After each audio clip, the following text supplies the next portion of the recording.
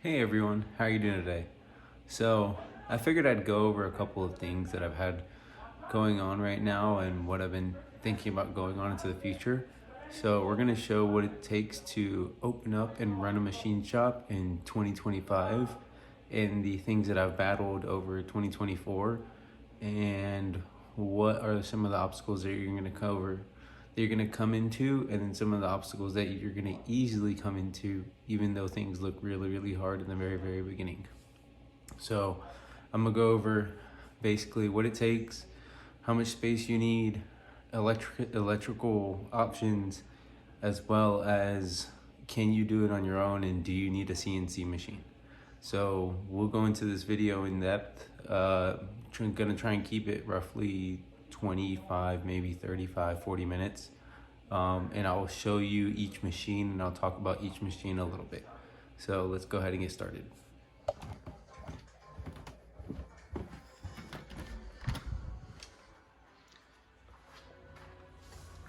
Alrighty, so we are finally in the garage. And just a little bit of backstory. I do work on go-karts. I used to work up at a go-kart track. There is my track Honda. And that is going to be our little fab area. So in 2024, I started collecting a bunch of different machines. And one of the big machines that I started collecting or doing was transmissions.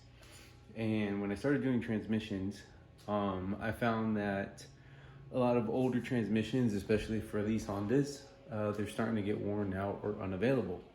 So there's not many people that do them, and if you do them for drag purposes. So no one's really doing a stock OEM rebuild, or for a track car that maybe strips out a gear. You're always having to send it off to somebody or do it yourself.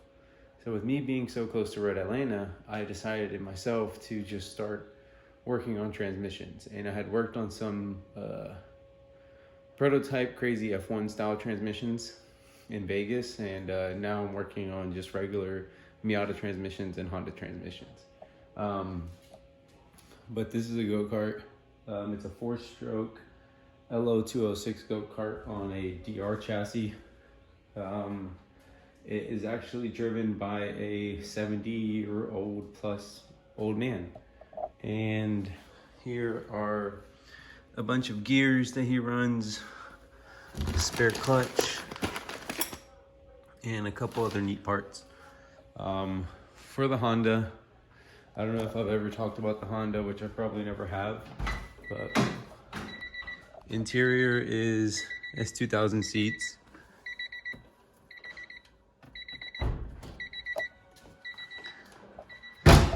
And under the hood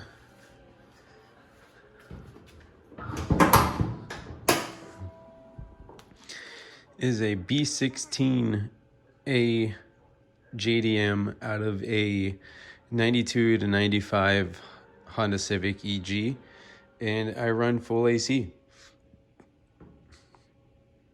This car makes right around about 155 to the wheels. Maybe right around like 118 torque. It's just a fun little track car. I don't really care to do much with it. I have a turbo motor that I'm building right now that I'll go into in another video, but this car works perfect as is. Another corner of the garage.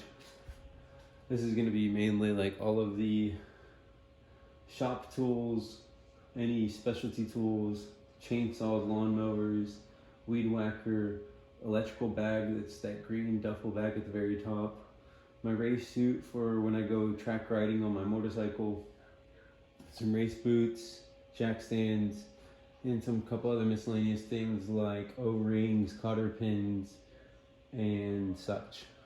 So as we've got that going on, we'll go into one of my cabinets as well, which is sponsored by Rock Auto. It's just a bunch of fluids. So it's my specialty gear fluids, axle clamps down at the bottom. On this side, it's like Honda power steering fluid, water wetter, under eyes rubber coating, just the generic, typical automotive stuff. If we go over to this corner, this is going back to what I was talking about, transmissions. And in 2024, I picked up transmissions. This was a transmission that I picked up recently that was a mystery gearbox. Turns out it was a 2001 GSR transmission.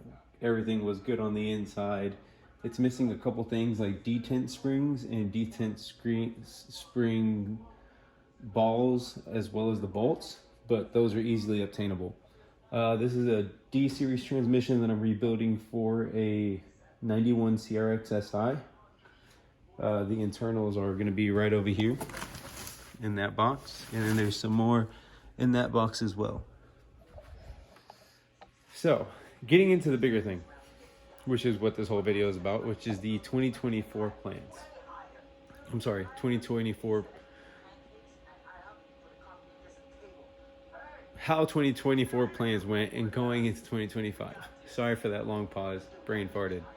So, 2024, I decided to start collecting a bunch of old machinery. And maybe it's because of my dad, maybe it's because of my family, maybe it's because of my past. My dad was a machinist, my grandfather was a machinist, a lot of people in my family are machinists, but everyone's kind of now traded off and like gone into specialty things. Like other people are into the electronical stuff. Some of them are now into management. Some of them have gotten into laser stuff. One of them manages powder coating, I think. So there's a couple things that the criteria in my family have all gone to different niches, and I decided to stay in automotive, especially with me being so close to Road Atlanta, being an instructor with Jzilla. I have found the need to get these machines instead of always relying on other people to get it done. And I'm not going to say that I'm better than them, but time comes sometimes where you can't always rely on someone else. So it's sometimes easier for you to go ahead and invest in yourself. And I've invested in myself a lot in the past, to where this is kind of like the hopefully end goal, to where I can just keep investing in these and they will reinvest back into me. So going into the start of the tools and what I have, my very first purchase was actually this big machine right here. And as you mean by big, I can literally say that it is big wise, and big lengthwise. So what this is a 1975 Tree. It's built by the company Tree Tool and Die, and they were out of Wisconsin, and they built milling machines, drill presses, and I believe a couple other machines. Mine is going to be one of the biggest lathes that they have. They do have one size bigger up, but that is going to be full-on industrial, something I did not need. This one came out perfect. This one comes with the quick change collet system, a variable speed head drive. This one's on a VFD also, because it is a 3-phase motor up top. It also has a 3-phase motor to raise and lift the knee, and it is powered by a Miltronics Manufacturing Centron 6 CNC system. It has a retrofit actually done to a manual mill. So it runs motors and encoders, and what it allows you to do is, after you home the whole system, you can go in and you can actually manually move the table as much as you want. Oh, I'm sorry, I have everything resetted. So let me go ahead and reset, turn everything on, and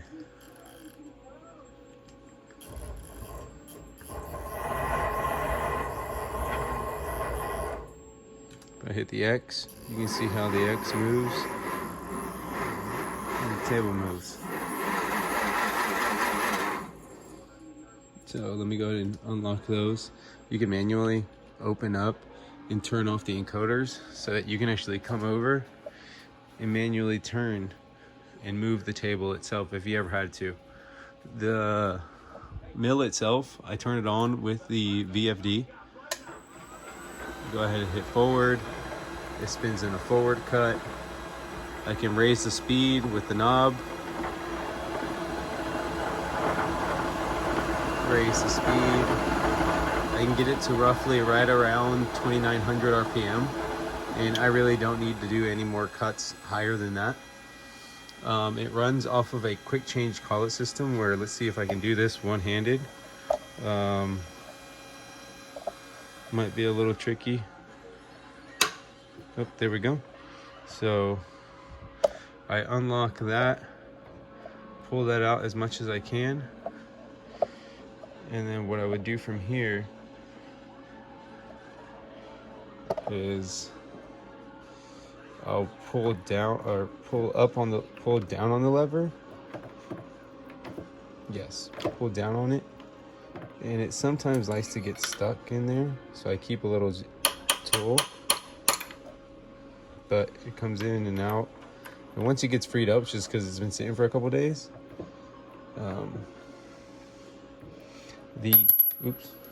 lost that guy. The collet system allows you to essentially unscrew this portion of the lathe, or I mean of the mill. Here's the collet. You screw in the collet into the holder.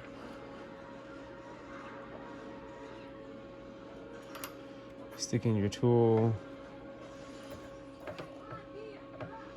You loosen, tighten, loosen, tighten.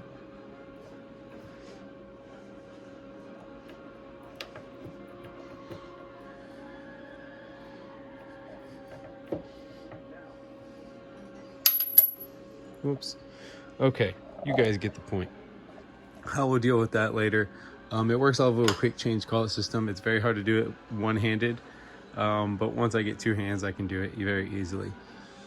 The mill has a typical moving forward in and out of the actual headstock, and then the head, I can tram it as well, and I can turn it, tilt it backwards and forwards, as well as rotate it right here on this bolt up here.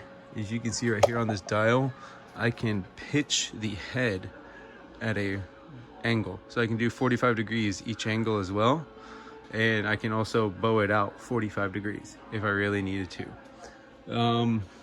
I run a dual system just because if I'm standing in this position right here and I'm working on the table, or I'm working with one of the hand cranks, it's hard for me to see at this angle. As you can see, if I'm dealing with this, it's very hard for me to see what that monitor says. So I've added in a second monitor with a VGA controller splitter, as well as I've updated the graphics card inside of the Centron, so it's now a 8 megabit max 1024 by 768 resolution. And so I've updated the resolution on the screen as well as up there. So it just looks a lot better, and I can see it from a way better distance away, as you can see. Much better. Glossy finish, non-glossy finish. I'm not going to go much more into this machine just because there's not really much more to talk about. So that is going to be my milling machine with a CNC retrofit done onto it. The next thing, which is right behind the CNC, is going to be a quick little bandsaw. It's a horizontal and a vertical bandsaw that allows for a drop. Don't know how tight the drop is. Oh, nope, it's not. So I have that as well for cutting raw stock. Nothing special, nothing fancy. You don't need anything crazy. Just need something that gets the job done. Right next to it, I have a little blower that I use in the summers so that when it gets really hot in the garage, I'm able to stay cool. Behind the CNC machine is actually if I'm not mistaken, a 60-gallon air compressor tank. It runs off of single phase. It is a 5 horsepower motor, and it fills up perfectly up to 140 PSI. It starts back up beautifully. I'm not sure if it will, but nope, full pressure, we're good. I run 240 to run both of these machines. Each one has its own dedicated 240 outlet, as well as the lathe, which that's going to be the next one. Right now, that corner right there, I added a brand new sub panel, and I ran a 60 amp breaker, and that 60 amp breaker controls also the welder, as well as through an RV cord, because I haven't finished running the last outlet, is going to be the second piece of material. The second piece of material is going to be my lathe. I'm going to give you a sneak peek, but we're going to go back and we're going to talk about something else. I have the second piece of equipment that I bought is going to be my surface table. And I bought I think it's a 2 foot by 3 foot solid granite surface table. As you can see, it's very well taken care of, little done. That's paint marker from us doing some run out checks on some rotors the other day. My tie down kit, which I use for the machine, which is special because it's an 11/16 size instead of the normal 5/8. A couple tooling that I have in there, as well as in here. What I have is a lot of the tooling for the lathe and the surface grinder. So these are all for the lathe or surface grinder. I'm sorry, for the mill or the surface grinder. That is only for the mill. That is a kitchen measuring cup that I use only in the garage because I got yelled at for taking it. I lie, I didn't. That one I bought, but I would get yelled at if I took one and didn't replace it. Chem Sharp for tungsten.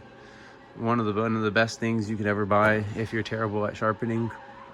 A 5C collet indexer, which that's something that we'll go into in another video possibly if it gets enough likes. And up there I have a set of tire warmers for my motorcycle.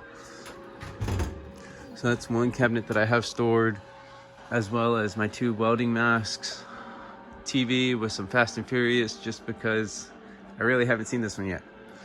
My toolbox with all of my tools. That drawer is a little bit of a mess, but I know where everything is.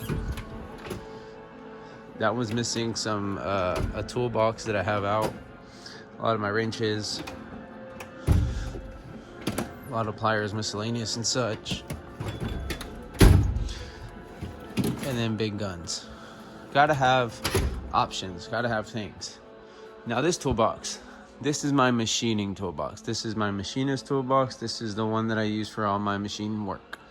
At the top, I have a simple drill chart with some sizes, letters, numbers. I have another drill chart with a lot of numbers, letters, numbers. My drills, collets. These are extra collets. Set of parallels.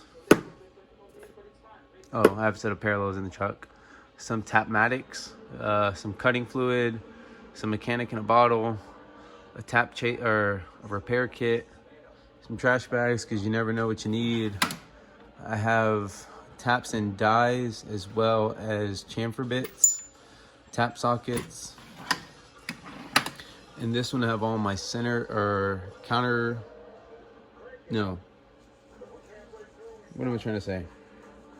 drills, as well as some screw extractors. This side is some of my specialty calipers, thread pitches,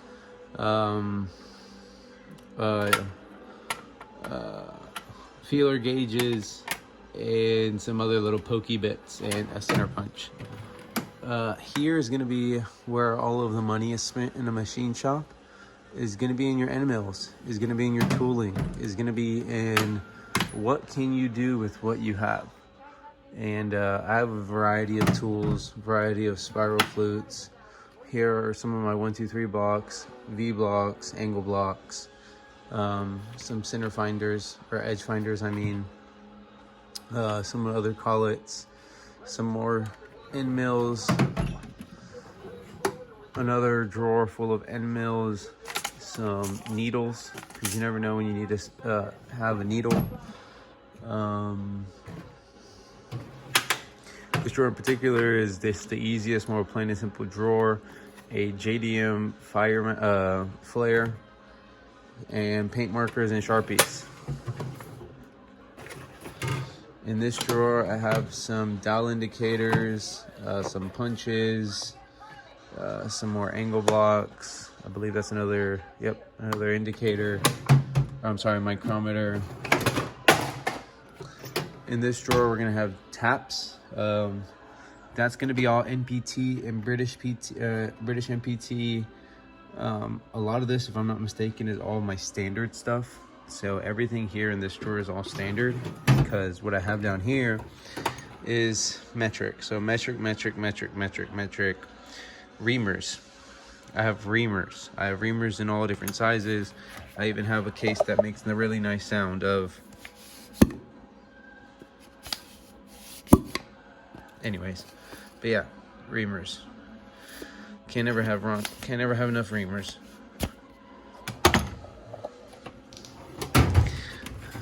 In this drawer, zip ties, acid brushes, because you always should have a lot of acid brushes.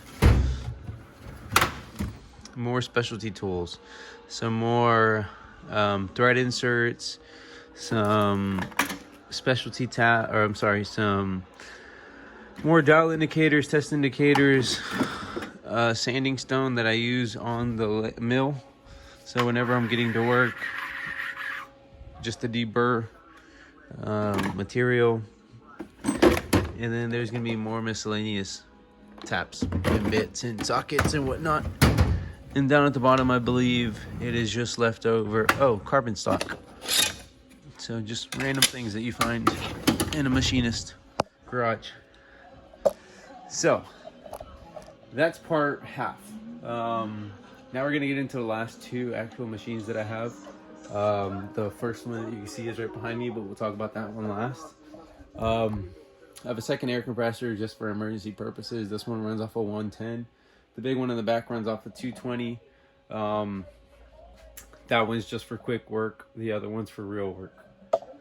My next purchase after the mill is actually going to be a surface grinder. And I bought this surface grinder with the intention of, honestly, I'm not even sure. I just knew that it was a very good deal to come up on. And I will talk about pricing also at the very, very end. But I bought this for a steal. There's a lot of them on Facebook Marketplace that I see for roughly around the same price. And it's not something that you need. It's not something that you should need. But if you have the room for it and you are going in this direction, you should definitely get one. It's a good practice. It's good to have. It's good to learn on. Your parts come out looking pretty good and pretty finished. So I recommend you getting one, but who am I to tell you? I'm just a beginner. This is all just beginning work. You know, like my dad was a machinist. I've done machine work. I've worked in a machine shop, more of a lathe or more of a tool and die shop. But I know what I want to do, and I've done this before enough to know that this intrigues my mind, and it's really cool to see stuff that you finish building at the end. Like all of these. I made all of these by hand. And it's really nice because some of those have been purchased by good friends, and it's helping support this crazy business that I do. Because these machines aren't cheap, but they're not so far out of reach that you should think that you can't do it yourself. So this surface grinder is made to make exactly what it is, to have a nice finish, to have a polished finish. And as you can see, this magnetic chuck has been chewed into a couple times. And so I'm going to go and do a resurface on this one time. But the way that these work is that you use a soft stone on hard material and a hard material or a hard stone on soft material. And the problem is right now is that this is a soft stone and this is soft material. So it's not going to work if I try and clean this up with this stone. But this machine works with the same principles that you essentially can raise and lower the actual wheel, and it will raise itself and lower itself from the bed. These hand cranks, if you loosen this knob, the table will rock back and forth so that you can put your workpiece on there and it will make sparky sparks. And that's why there is a spark guard with a lot of sandy, chewy bits, as you can see right there, where it's just all taking away at a 10,000th of an inch. All right, that's insane. It's literally taking out 10,000ths of an inch. So that's every pass, every hash. And this one is to move the table in and out. So this will bring the work piece towards you, and then going backwards, it will take it back inside. And this one, once again, is back and forth. So I have an assortment of wheels that if I just pull these out real quick, and this is all just spare tissue and paper and stuff, except for that one box, which, so all of this is an assortment of extra boxes that I have, or extra wheels, different compounds, different materials, different abrasion ratings, different compound ratings, different compound glues. There is a science to all of this, and you know, it's just part of being a machinist, is practicing, getting some things, getting some trial pieces, and seeing what it all does. But we'll put all that back in there so that it's not so messy.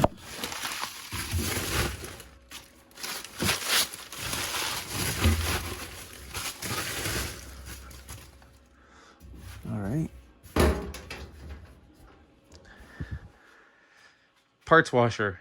Gotta have a parts washer. I use it as a tool bench, but that's not a problem because I use it as a tool bench for my lathe. This is probably going to be the most demanding purchase that you really should look for first. The only reason I got the mill was because the mill randomly popped up one day, and it was in the very beginning of when I was looking for all of this stuff to buy. But if I were to do it again, I'd buy a lathe first. A lathe will make you more money in the very beginning than a mill. A lathe, you can turn parts, you can make parts, you can cut parts, you can resize parts. On a mill, you're really only hogging away material. And you have to go so far into purchasing tooling, vices, fixtures, and so many other things to make a little bit of money. While here, you can start with next to nothing and have a basic hardened steel tool bit set instead of having an indexable carbide like I do. You don't have to go that far. So you can start off in so many different levels. But for me, what I learned was that if you have the room, get a bigger lathe. And what I mean by a bigger lathe is a mid-size hobby or everyday shop lathe, which is roughly a 12 to 36 or a 13 to a 40. And what I mean by that is that the swing, you can accommodate a 12-inch swing to a 13-inch swing, and then your table has a cutting center. If I were to move all this back, and what I mean by cutting on centers is that from the front of the face to where the end of the tailstock, essentially your workpiece material right here, is 36 inches. Mine is going to be a 12 by 37, which is a little strange, but it's an older model. It's a 1989 Dar Sin, made by the same people that made the Central Machinery stuff. 12 by 37 metal lathe. It's a gunsmithing lathe. It has the typical features that you normally have, but this one is a little bit different just because of the simple fact that it has an enclosed gearbox.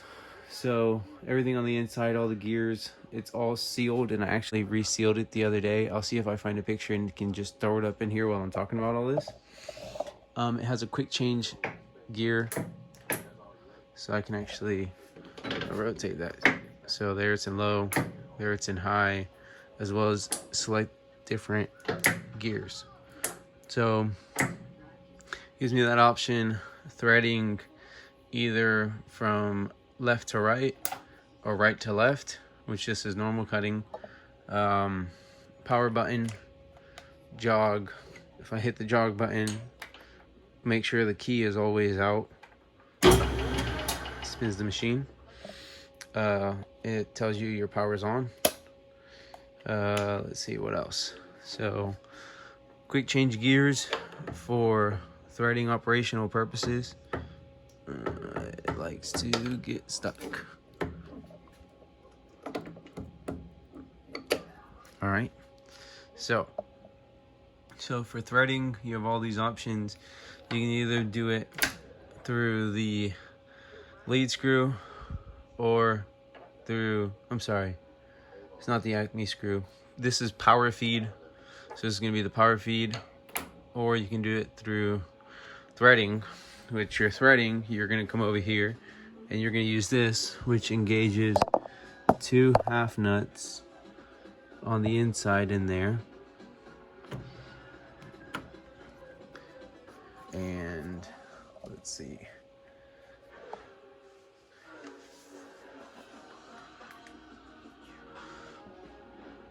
So you can see sort of the half nuts in there, and it will engage. You can see it moving and locks down on the threaded shaft. So that's going to be for the threading. And you can read this dial. This dial tells you 8 different increments from 1, 1.5, 2, 2.5, 3, 3.5, 4. And then here, if you look at the threading chart, it essentially tells you where you can initiate every single one. So if I was going to do a 24-inch thread pitch, 24 teeth per inch, I would either start it in anywhere from the 1 through the 8 hash mark. So on any of these hashes, I could start it up as soon as it reaches this D10 right here.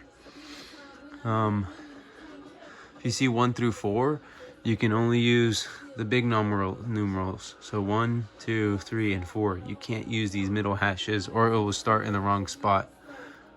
1, 1, 3, or 2, 4. You can only start on 1 and 3 or 2 and 4. If you start in 2 and go in 1, you'll mess up the whole thread on that one. This is going to be your power feed. This is going to engage the table to go left and right, while this is going, if in the downward position, is going to engage the table. I'm sorry. This is going to engage it in and out, while this is going to engage it left and right. A little confusing. This dial moves in your cross slide, while this dial here moves your compound. And as you can see, it's different variations of cuts, as well as if I take this nut right here loose, I can actually rotate this as well. This dial right here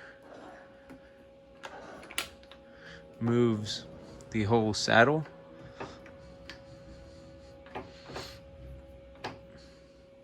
Let's see what else. And then also the tailstock, which moves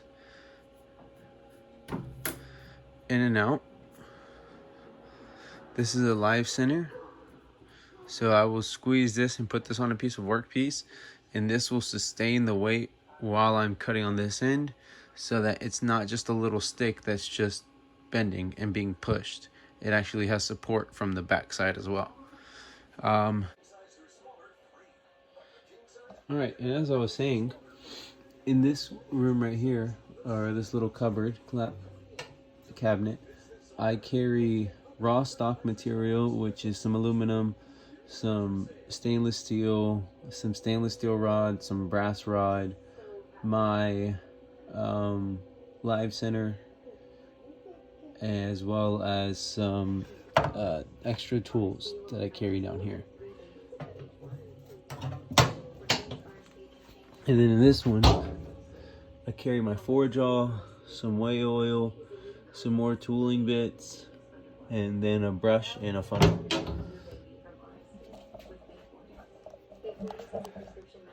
That's it.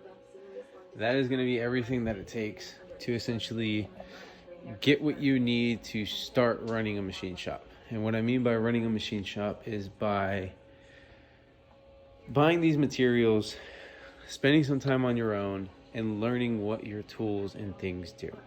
Because before you can go and advertise your services, you need to first understand how you work, how the tools work, how what you have on hand works.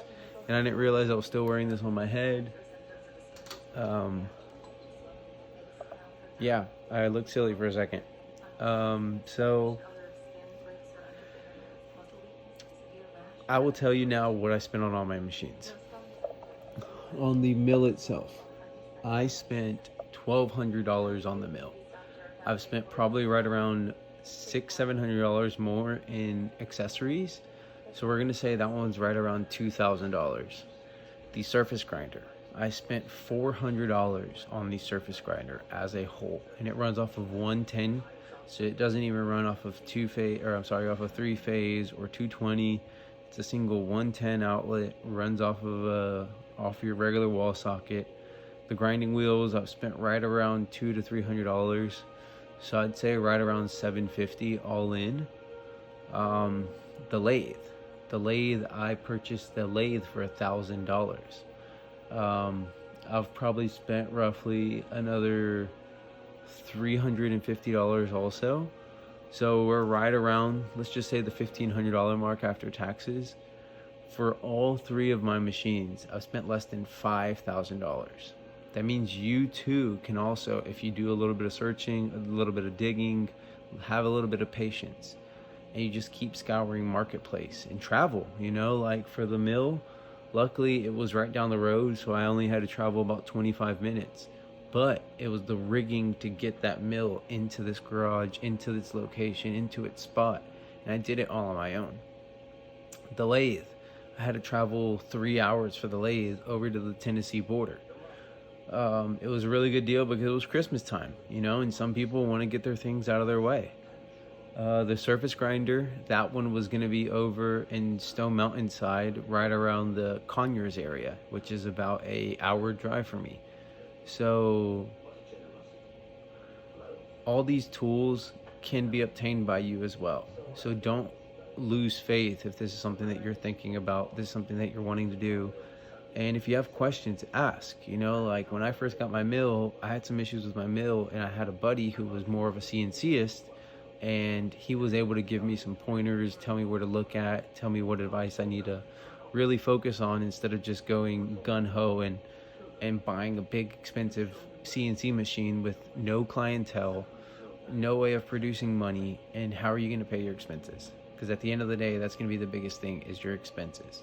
And that's why I installed everything in my home garage, for the simple fact that I don't have to pay $1,000, and that's on the very low side. Nowadays, a commercial building with 3-phase, you're looking at $4 or $5 grand a month just for even just having a shop space. And that's not even including any pressures of customers, of having products, having a product failure, having a machine failure. So these are things to think of in the long run. If you have any questions, I would suggest you ask in the comments below, or even send me an email, hit me up on one of my other socials. So like I was saying, hit me up on one of my socials, and let's go ahead and get these questions answered. I believe that's going to be it for this video today. I think I've gone over a lot of things that you can do yourself in 2025.